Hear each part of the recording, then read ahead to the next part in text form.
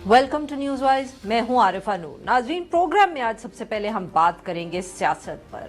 मगर सियासत पर आज जो बात होनी है या जो हो रही है वो तो यही है कि मुज़ाकरात होंगे तो कैसे होंगे, और मुज़ाकरात होने हैं पाकिस्तान तहरीक इंसाफ और हुकूमत में। तहरीक तहफ़्फ़ुज़ आईन पाकिस्तान भी है, मगर उसमें भी सबसे बड़ी जमात पाकिस्तान तहरीक इंसाफ ही है। मगर आज एक और बहुत बड़ा वाक़या हुआ। DGISPR ने प्रेस कॉन्फ्रेंस बुलाई। तकरीबन 3 घंटे प्रेस कॉन्फ्रेंस जो है हम कह सकते हैं जारी रही। प्रेस कॉन्फ्रेंस शुरू तो यहाँ से हुई थी कि 2025 में जो दहशतगर्दी के वाक़यात हैं वो कितने हुए, उनके पीछे क्या मुहर्रिकात थे, रियासत कितनी कामयाब रही इन वाक़यात को रोकने में।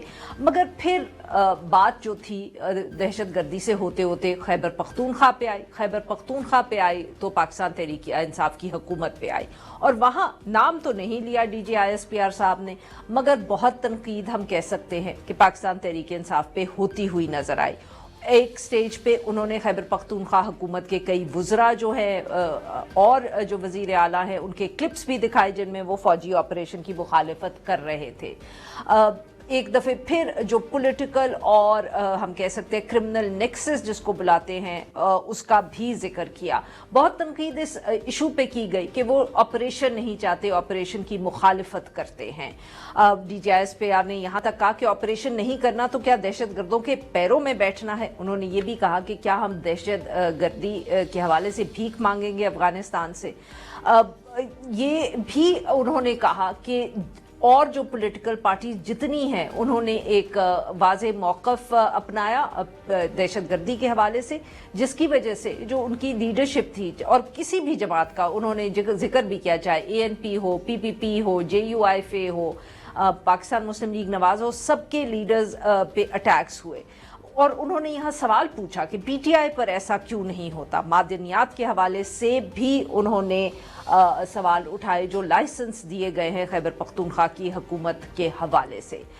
तो ये जब प्रेस कॉन्फ्रेंस हुई और जिस तरह का इसमें हम कह सकते हैं जो गुफ्तगू हुई, उसके बाद अब सवाल ये उठता है कि क्या सचमुच इस माहौल में और आज की इस प्रेस कॉन्फ्रेंस के बाद हुकूमत जो है वो पाकिस्तान तहरीक इंसाफ से मुज़ाकरात चाहेगी? क्या वो मुज़ाकरात जो है, जो पहले ही वज़ीर आज़म शहबाज शरीफ साहब की ऑफर के बाद लग रहा था कि कोई उसके ऊपर वाज़े हम कह सकते हैं प्रोग्रेस नज़र नहीं आ रहा, क्या सब भी कोई गुंजाइश रह गई है? इस अहम इशू पे बात करने के लिए आज हमारे साथ मौजूद हैं डॉक्टर शहज़ाद साहिबा, वज़ीर मुमलिकत है, मौसमियाती तब्दीली की वफाकी काबीना का हिस्सा है, और हमें ज्वाइन किया है शफीउल्लाह जान साहब ने, वज़ीर आला खैबर पख्तूनख्वा के ये मावन खसूसी हैं बराए इत्तलात। Welcome to the show both of you. Doctor साहिबा, अगर आप इजाज़त दें तो ज़रा शफीउल्लाह जान साहब से मैं गुफ्तगू का आगाज़ करना चाहूँगी, क्योंकि मैं पाकिस्तान तहरीक इंसाफ का रद्द अमल चाहूँगी इस प्रेस कॉन्फ्रेंस पे जो आज हुई। जी शफीउल्लाह जान साहब, पाकिस्तान तहरीक इंसाफ इस प्रेस कॉन्फ्रेंस को किस तरह देख रही है? सबसे पहले आरफा साहिब आपका शुक्रिया। आज DGISPR ने 180 मिनट की प्रेस कॉन्फ्रेंस की, एक तवील तरीन प्रेस कॉन्फ्रेंस थी, और हमें ये लग रहा था कि ये कौमती सलामती पे बात होगी, दहशतगर्दी से कैसे निपटा जाए उस पे बात होगी, और पाकिस्तान को दहशतगर्दों से कैसे पाक किया जाए या साफ किया जाए, अमन की तरफ कैसे बढ़ा जाए, ये उस पे होगी। लेकिन शुरू तो वहीं से हुई, लेकिन बदकिस्मती से एज यूजुअल इस प्रेस कॉन्फ्रेंस को भी इमरान खान पे और तहरीक इंसाफ पे इसका इख्तिताम हुआ। उन्होंने मुख्तलिफ क्लिप्स चलाए, मुख्तलिफ CM सोहेल आफरीदी साहब के क्लिप्स चलाए, हमारे कैबिनेट के मेंबर्स के क्लिप चलाए, मेरे क्लिप चलाए। देखिए, डे 1 से हमारा स्टांस नहीं है और स्टिल हम इस चीज़ के साथ खड़े हैं कि बंद कमरों के फैसले खैबर पख्तूनख्वा पे इम्प्लीमेंट नहीं होंगे। जहाँ तक दहशतगर्दी की बात है, जहाँ तक दहशतगर्दों की बात है, तो मिलिट्री ऑपरेशन इसका हल नहीं है।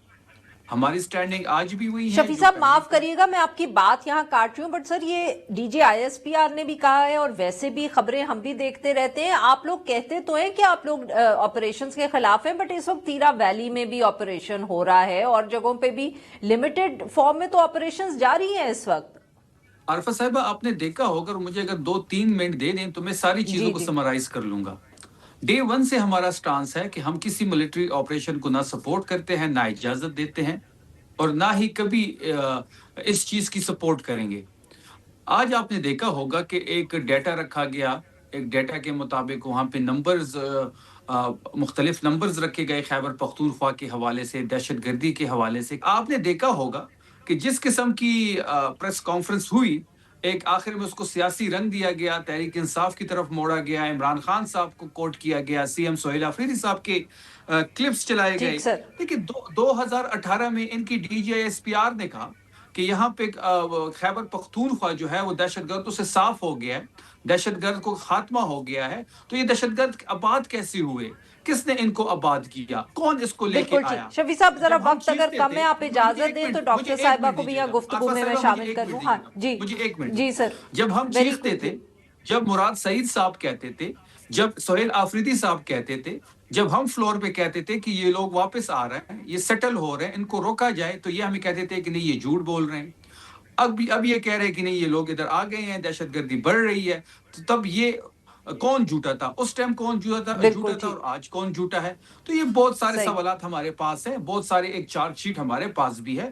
آج اچھا ہوتا کہ صرف دہشت گردی پہ بات ہوتی اور یہ چیز جس طریقے سے اس کو موڑا گیا یہ نہ ہوتا. بالکل ٹھیک. شزرہ صاحبہ، D G I S P R کی پریس کانفرنس آپ نے بھی دیکھی ہوگی یا اس کا سنا ہوگا. میرا سوال حکومت سے اس وقت یہ ہے کہ پہلے بھی نہیں لگ رہا تھا کہ کوئی جو وزیر اعظم شہباز شریف صاحب کی آفر کے بعد کہ کوئی ہمیں نظر آ رہا ہے کہ کوئی پروگرس ہوئی ہے مذاکرات کے حوالے سے. اب آج کی اس پریس کانفرنس کے بعد کیا اب بھی حکومت پاکستان تحریک انصاف سے مذاکرات کرے گی، بات چیت کرے گی؟ جی بہت شکریہ.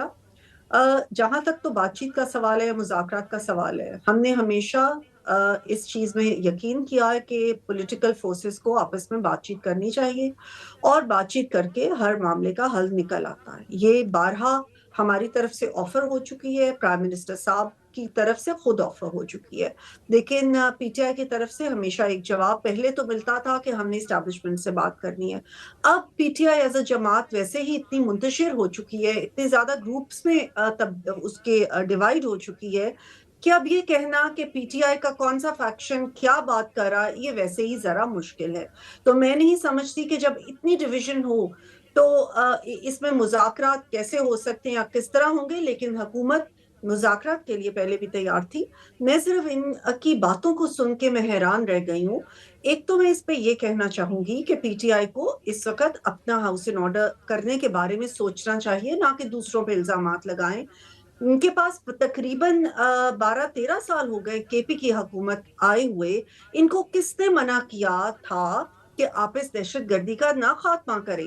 اپنی پولیس ریفارمز کرتے اور اپنی پولیس کو اتنا طاقتور کر لیتے کہ کسی کو آنے کی آپریشن کرنے کی صحیح. ضرورت نہ رہتی. ان کے پاس گورننس تھی. اور ایک بات اور، آج ابھی انہوں نے سوال پوچھا کہ کیوں بار بار دہشت گردی، رد الفساد کے بعد، ضرب العضب کے بعد دہشت گردی مکمل طور پہ ختم ہو چکی تھی اور ان کی گورنمنٹ نے اور ان کی اس وقت کے پرائم منسٹر نے یہ اجازت دی کہ دہشت گرد دوبارہ سے کے پی میں آئیں بغیر سرنڈر کیے اور یہاں پہ آ کے سیٹل ہوں.